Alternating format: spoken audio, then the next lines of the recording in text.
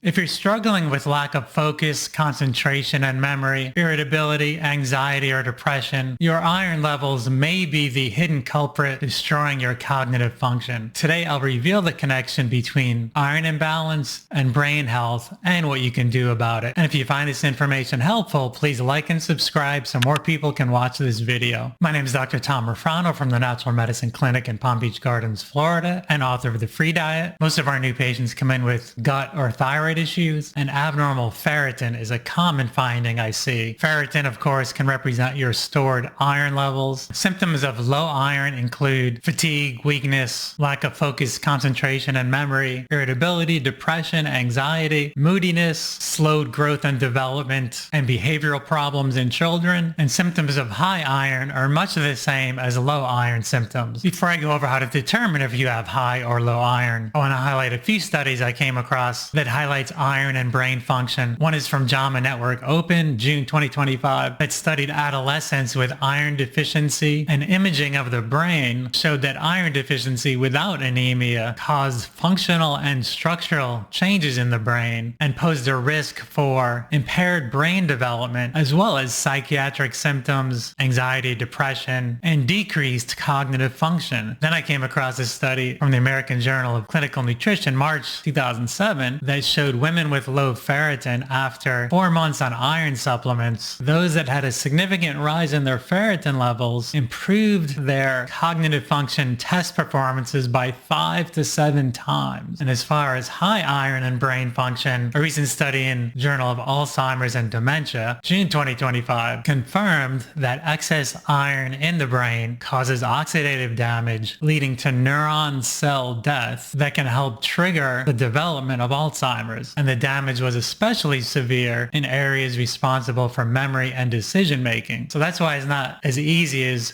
going out and taking a bunch of iron to improve your brain health. You have to, number one, test, find out what your status is. So if iron levels are so important, what are the guidelines for screening iron levels in the US? Well, actually, that would be never. The guidelines for blood testing are in your 20s to start checking cholesterol, 30s for diabetes, and that's it. So you're going to have to take it upon yourself to ask your doctor to check your iron levels, and the minimum you want to get to assess your ferritin levels are, besides ferritin, serum iron saturation TIBC, CBC, comprehensive metabolic panel, lipids TSH, CRP, LDH, GGT, insulin A1C, uric acid, free T4, free T3. And second, you want to make sure you're in the optimal range of ferritin, because the lab ranges are for women typically 15 to 150, men 30 to 400, but you can have many of these symptoms at the lower or higher end of the range.